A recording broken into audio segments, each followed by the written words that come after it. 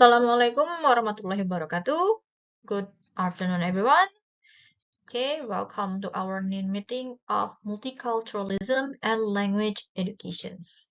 Ya, hari ini kita akan membahas suatu topik yang sangat penting dalam multicultural educations, yaitu tentang the learners and educational processes.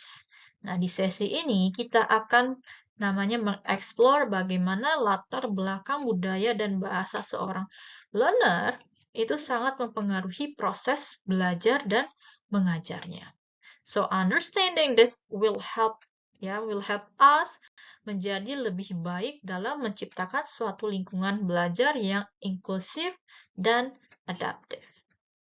So here's some learning objective of today's lessons, di mana by the end of these lessons kalian akan bisa ya mengexplain the role peran dari seorang learner's cultural and linguistic background dalam educational prosesnya. Yang kedua, mengidentifikasi faktor yang mempengaruhi bagaimana learners itu akan engage with language learning dan konteks multiculturalnya. Yang ketiga, yaitu menganalisis classroom skenario untuk menggali kebutuhan beragam learner serta modifikasi strategi pengajarannya. Nah, di sini berarti kalian bisa melihat ya dari kelas-kelas sebelumnya, kalian bisa menganalisis bentuk skenario-nya seperti apa dan menganalisis kebutuhan yang digunakan atau gunakan untuk seorang guru menangani kelas tersebut. So, here's before we start, do you know? Apakah kalian tahu a student-centered pedagogy itu artinya kita harus paham dulu apa arti kata pendidikan. Dengan mendefinisikan teaching and learning dan benar-benar artinya kalian bisa menangkap bagaimana suatu interaksi atau antara teachers, learners, dan konten dan konteksnya terjadi ya, di mana interaksi inilah yang akan membuat multicultural education menjadi sebuah yang namanya inseparable reality ya, tidak bisa terpisah dari keadaan nyata di dunia pendidikan kita sekarang. So, we will start. What is education? Apa sih itu pendidikan? Nah, tapi sebelum itu kita lihat dulu bahwa learner's background atau background dari seorang orang terdidik ya, siswa itu every learner, setiap orang atau setiap learner itu membawa pengalaman unik yang dibentuk dari kultur, bahasa, dan identitasnya. Hal ini akan berdampak pada motivasi gaya belajarnya dan komunikasinya serta berinteraksinya dalam suatu kelas. Nah, karena itu, kita akan tahu pendidikan itu seperti apa. Ya, berdasarkan background sini. Bagaimana misalnya, selain dari learner ya, dari gurunya juga. Kalau gurunya punya background pendidikannya yang lebih tinggi biasanya, atau yang memiliki pengalaman yang lebih banyak, maka cara mengajarnya berbeda ya. Karena itu di sini, pendidikan itu education ya sering didefinisikan sebagai suatu proses training dan pengembangan knowledge, skill, dan mind ya di sini dan karakternya ya, terutama melalui formal schooling, teaching, and training. Nah, di mana dalam konteks formalnya pendidikan itu suatu proses ya di mana knowledge-nya itu ditransferkan, pengetahuan itu ditransfer dari guru sebagai resource-nya ya, knowledge itu sebagai substance-nya, dan learners itu sebagai reseptornya, ya, penerima dari pengetahuan, ya. Nah, ini akan menunjukkan bahwa hubungan antara teacher dan learner itu sangat penting, ya. Pendidikan bukan sekedar tentang mentransfer informasi, tetapi juga tentang namanya cultivation, ya, cultivation. Bagaimana kalian ya mengkultivate cara menanam ya dari memupuk pengetahuan, keterampilan, dan karakternya ya as a part of the educational processes. So this concept of knowledge development suggests that the process of cultivating, planting, and nurturing knowledge itu sebagai bagian proses pendidikan ya. Artinya konsep pengembangan pengetahuan itu bukan cuma mentransfer informasinya saja, tetapi seperti menanam dan memupuk ilmu secara bertahap agar bisa tumbuh dan berkembang di dalam diri seorang learnernya sebagai bagian dari proses pendidikan.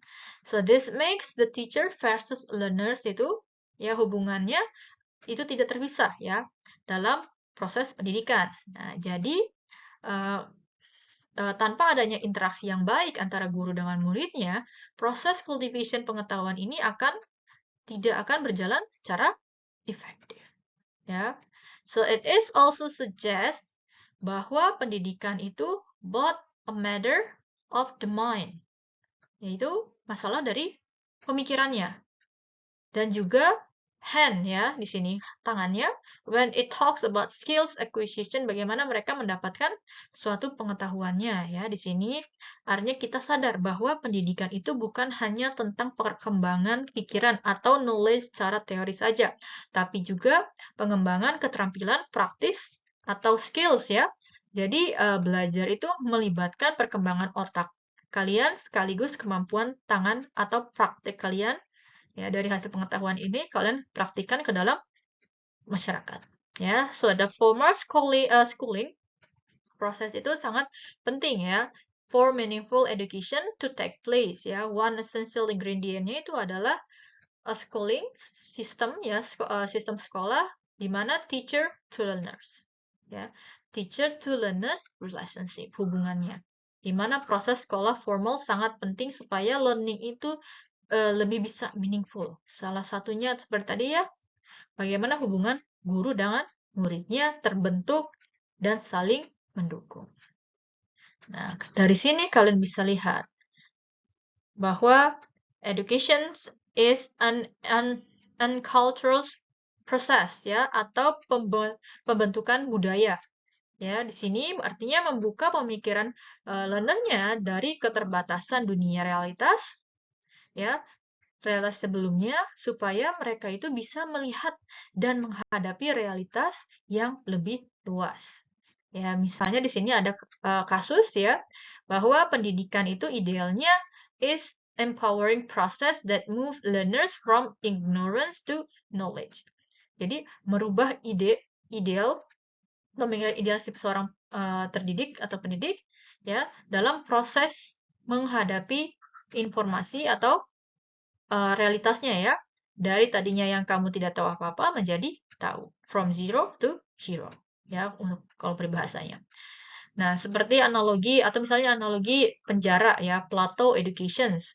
Ya, di sini Plato ya di sini, di mana pendidikan itu semacam membebaskan orang untuk keluar dari gua ya dan melihat dunia secara nyatanya. Di mana proses ini akan membebaskan para tahanan yang selama ini hidup di dalam gua supaya mereka itu bisa atau mau berhadapan langsung dengan kenyataan dunia luar dan menyadari keterbatasan persepsi mereka.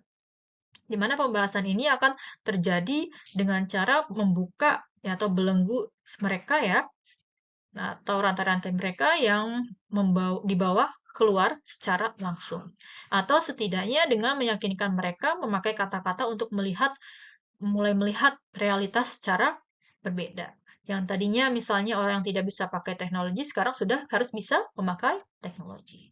So, jadi di sini education itu bukan sekedar informasi, tapi transformasi sosial, intelektual, dan keterampilan yang membuat learner menjadi yang namanya new and a better person. Jadi, orang yang baru dan lebih baik, ya. Nah, di sini orang yang dididik harus keluar dari proses pendidikan ini sebagai pribadi yang baru, ya, yang lebih baik dibanding sebelumnya. Karena itu hanya dengan menyampaikan informasi saja itu tidak cukup, ya. Perlu adanya rekonstruksi dan pengorientasikan ulang secara menyeluruh terhadap diri seseorang selama proses pendidikan berlangsung. Karena itu, kita harus mengetahui apa itu teach. What is teaching? Apa sih artinya mengajar? Mengajar itu tidak sekedar ya menyampaikan pesan saja, di mana teaching itu melakukan proses lebih kompleks yang mempengaruhi kepribadian dan perspektif teacher dan learner-nya. Di mana teaching itu akan involve yang namanya modeling dan instructing ya. Di sini guru itu harus berada di level yang ingin dicapai seorang pelajar, lalu membantu mereka naik ke level tersebut ya secara bertahap. An individual, seseorang itu bisa menerima pesan yang dikodekan tanpa memahami maknanya, lalu menyampaikan pesan dan yang sama ke orang lain ya tanpa tambahan atau perubahan. Nah, namun itu bukanlah mengajar. Ya, jika hanya copy paste saja itu artinya bukan mengajar. Nah, di mana teaching itu bukan reproduksi diri guru ya, tapi membantu learnernya itu mencapai yang namanya self-actualization dengan mengajukan pertanyaan yang tepat ya di sini. Sehingga mengajar yang sejati itu harus memberikan namanya pengetahuan sekaligus membawa perubahan pada kepribadian dan perspektif baik ya, baik guru maupun muridnya. Oleh karena itu, mengajar berarti menjadi teladan sekaligus memberi instruksi guru ya harus berada di tahap yang ingin dicapai siswanya sebelum berusaha mengajak mereka sampai pada tingkatan yang atau pencerahan tersebut ya. Level of enlightenment. Nah, dari sini kita akan tahu bahwa adanya the art of teaching. Ya. Teaching is expediting of learning process. Di sini bisa ada yang namanya instruct, inform, shape, and form. Ya, kalian bisa lihat di sini bahwa seorang guru itu tidak hanya transmit his own behavior. Ya, selain dari pengetahuannya, ya sikapnya juga akan dilihat ya. Karena itu mereka itu harus impart knowledge which could be meaning, concept, fact, and preposition. Ya, tidak hanya pemahamannya saja. Dari Skinner bilang di sini bahwa teaching itu akan menolong students, ya, help students learn, yaitu menumpuk dan menginvestasikan waktu dan tenaganya untuk melihat learners berkembang dan berubah hasilnya. Ya, di sini kalian bisa lihat cultivate, nourish or cultivate. Ya, the term cultivate ini artinya menginvestkan waktu dan effortnya. Bagaimana seorang guru itu bisa membuat muridnya tadinya yang tidak tahu jadi tahu ya di sini. Nah, lalu di sini ada pertanyaan ya. Pertanyaan akan muncul ya. Pertanyaan penting yang muncul di sini untuk teachers di sini multicultural ya. Guru multicultural di mana what kind of student do I want to produce? Nah, kamu harus bisa mempertanyakan diri ya. Murid seperti apa atau learner seperti apa yang ingin kita hasilkan ya di akhir mata kuliah kita atau di akhir sekolahnya ya karena kita akan sedang menanam ide dan worldview yang akan mereka bawa ke masa depan ya di sini. Nah, di mana ya kita harus mengakui pandangan Skinner bahwa mengajar bukanlah usaha guru untuk mereproduksi dirinya sendiri, melainkan tugas guru untuk membantu learner menanamkan cara untuk mengaktualisasikan dirinya secara penuh atau tadinya pengetahuannya bisa diimplementasikan ke dalam masyarakat ya. So to teach is to bring the learner to the point. Pada suatu poin tertentu di mana mengajar berarti membawa learnernya pada titik di mana ia mampu bertanya suatu pertanyaan yang tepat yang jawabannya akan menuntun learners pada jalan menuju pemahaman diri dan aktualisasi diri atau self-realization and self-actualization. Ya, di sini. Itu yang namanya pembahasan tentang apa itu mengajar, ya. Nah, sekarang kita akan membahas tentang tadi mengajar. Sekarang bagaimana tentang belajarnya? Ya, di sini. Di sini pertama kalian bisa lihat learning itu bisa terjadi dengan atau tanpa guru ya. Tapi kualitasnya ya, kualitas belajar itu sangat tergantung pada situasi. Ya, di sini kalian bisa lihat Skinner melihat learning itu sebagai yang pertama ada proses absorb, digest atau bahkan conceive knowledge ya di sini. Kalian bisa lihat ya bahwa semua di sini menerima bahwa seseorang itu seminimal mungkin, ya. Bagaimana mereka itu conceive a child or contract as a medical process of getting infection.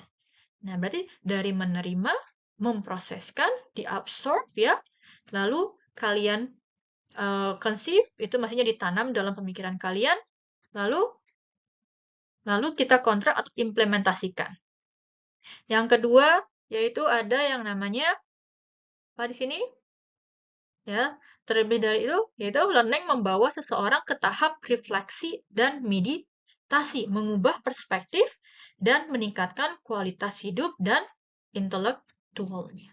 Ya, sebagai proses perubahan ya, dengan konsep-konsep baru atau ide-ide baru ya, untuk membawa poin yang both reflection and medication, di mana education di sini takes an individual beyond, di luar dari poin yang sudah mereka dapatkan, discover ya di sini. Jadi kita harus bisa berpikir kritis tentang apa yang kamu dapatkan.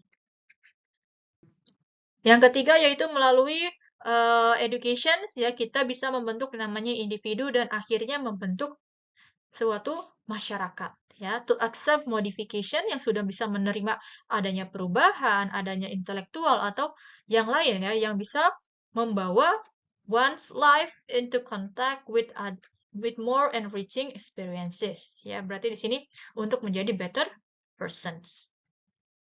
Ya, di sini melalui pendidikan karena itu dengan mengkonstruk perbedaan ya antara saat kamu masih muda dengan sekarang sudah di kuliah itu akan pasti berbeda.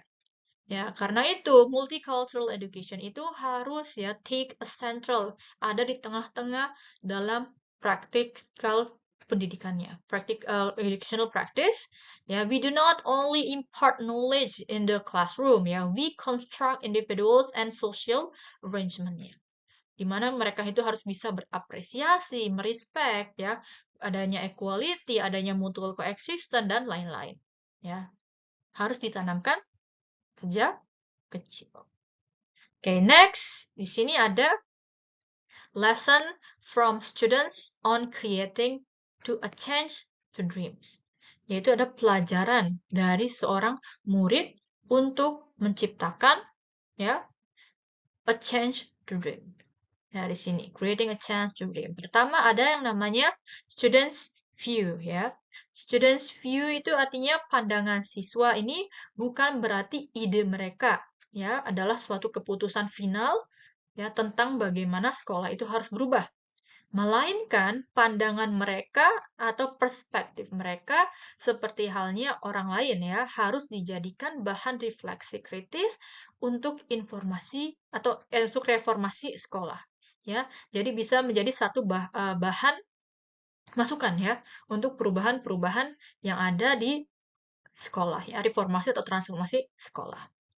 Nah, jadi opini seorang murid itu juga sangat berpengaruh ya dalam perubahan sistem atau sekolahnya sendiri.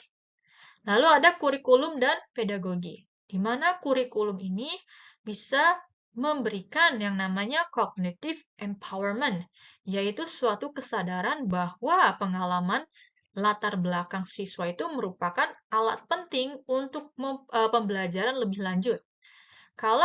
Jika kurikulumnya adalah apa, what ya di sini dari pendidikan, apa itu dari pendidikan, maka pedagoginya adalah why-nya dan how-nya. Mengapa dan bagaimana proses pendidikan itu berlangsung. Ya, jadi dari student view-nya itu akan berpengaruh kepada kurikulum and pedagoginya juga. Dari masukan-masukan di sana, oh misalnya, coba ada materinya tambah yang apa. Nah, itu kan bisa salah satu masukan ya. Setelah kita pelajari lagi, kita bisa masukkan ke dalam RPS yang kita gunakan. Nah, jadi what-nya itu sesuaikan dengan apa yang dibutuhkan siswanya ya untuk menjadi why juga kenapa kita gunakan and how bagaimana kita bisa menanamkan hasil yang sudah kita cari di sana. Yang ketiga yaitu namanya students achievement. Ya, student achievement itu artinya prestasi siswa sesungguhnya ya, yang sesungguhnya bukan soal nilai semata, bukan hanya sekedar nilai, ya, di mana pendidikan itu tentang bagaimana menjadi suatu pribadi yang baik. Ya, kita lihat dari behavior-nya juga, bukan hanya nilai yang tertera di dalam rapot dan lain-lain. Ya, di sini. Yang terpenting adalah suatu pendidikan membuat kamu menjadi lebih baik dan termotivasi untuk terus belajar. Karena ketika kamu berhenti belajar, kamu mulai mati katanya. Di sini ada peribahasanya, ya. When you stop learning, then you start dying.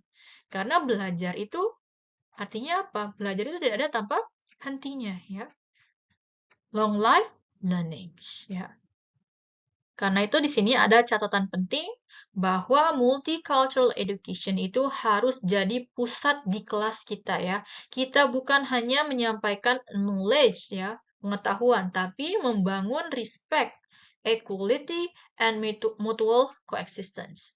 Ya, hal ini harus dibangun secara sadar di ruang belajar, ya, untuk bisa diterapkan nanti di akhirnya, ya, sekalian di masyarakatnya nanti. Okay, so from here, ya, kalian bisa lihat bahwa pentingnya pendidikan multicultural itu yang bisa ya kan? Ya, kita bisa mulai dari students view-nya. Ya, saat mengajar itu tidak semuanya dari gurunya saja, tapi juga ada interaksinya dari muridnya. Ya, students view-nya kita lihat. Oh, di sini lihat kemungkinan dari dosennya melihat anaknya semuanya kebanyakan lebih aktif, misalnya saat gurunya membuat suatu interaktif game. Nah, berarti kan sebisa mungkin gurunya itu bisa mengolah setiap pertemuannya itu ada sedikit interaktif gamenya. Ya, ini kan tadi membuat kita create, ya, a change of dream. And so the conclusion di sini kalian bisa lihat, jadi kita sudah lihat ya bahwa the learner's cultural and linguistic background-nya itu sangat berpengaruh pada proses pendidikan. Di mana education itu bukan hanya soal mentransfer suatu informasi, tetapi tentang transformasi yang melibatkan mind, skill, ya, dan karakternya dalam konteks sosial dan budaya yang berbeda. Nah, untuk itu, sebagai seorang pendidik, kita harus selalu siap untuk beradaptasi, ya, terutama di era digital ini, dan differentiate strategi, menggunakan strategi-strategi yang berbeda sesuai dengan kebutuhan siswanya, ya, dalam pengajaran, agar setiap learner merasa dihargai dan didukung dalam keberagaman mereka. Dan multicultural education itu bukan suatu pilihan, ya, tapi sebuah keharusan untuk menciptakan ruang belajar yang inklusif dan memberdayakan, ya, di sini. So, selanjutnya di sini ada latihan kecil, ya, bisa yaitu menganalizing classroom scenarios to recognize different learners need, kebutuhan seorang muridnya untuk beradaptasi dengan teaching strategies-nya. Di sini ada dua skenario. Skenario pertama itu adalah students comes from different cultural background and appears inactive in class discussions, ya, di sini. They often seem hesitant to speak in front of their classmate. Nah, berarti ada siswa yang masih belum bisa berbicara secara lantang, ya, di sini masih malu-malu. Kalau skenario kedua, di sini ada in the class, students have varying level of English proficiency. Levelnya berbeda, ya. Some students struggle to understand instructions, ya. Ada juga yang hanya tahu di bahasanya sendiri. Nah, pertanyaannya yaitu ada dua. Apa yang mungkin dibutuhkan oleh si learners-nya di sini untuk belajar? Ya, yang kedua, as a teachers, how can you adapt your teaching strategies to support their participations?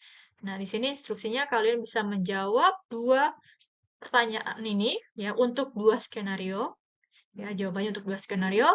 Nah, secara singkat dan jelas, ya, untuk setiap pertanyaan gunakan contoh yang secara real, ya, berdasarkan experience kalian. Nah, kalian bisa submit di komentar, ya, atau bisa kalian langsung tulis dalam teksnya.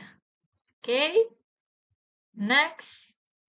Here, ya, di sini ada tugasnya untuk kelas hybrid, yaitu summary dari materialnya berupa video. Kalian bisa upload link LinkedIn-nya ya ke GCR. Deadline-nya yaitu tanggal 24 November 2025. Oke, that's all ya. Untuk pembahasan hari ini, kalian bisa reference di sini. Bukunya Miss sudah share ya. Kalian juga bisa cari buku-buku yang lain untuk menjadi rujukan kalian tentang informasi-informasi yang ada. So, thank you for your active participation today. Semoga ya sekarang kalian lebih paham betapa pentingnya memahami siapa itu learners ya. Learner kita itu siapa? Sebagai di mana kalian itu adalah future teachers ya. Karena itu kamu harus tahu siapa yang kalian didik ya. Dalam konteks multicultural dan bagaimana proses pendidikan itu harus responsif terhadap kebutuhan tersebut. So next meeting ya kita akan membahas sesuatu hal yang bersangkut pautan lagi ya. So jangan lupa buat ya terus merefleksi dan pemikiran kalian bagaimana kalian bisa menjadi seorang teacher yang tidak hanya mengajar, tetapi juga memberdayakan dan menginspirasi siswanya. So, see you in the next meetings, ya. Wassalamualaikum warahmatullahi wabarakatuh.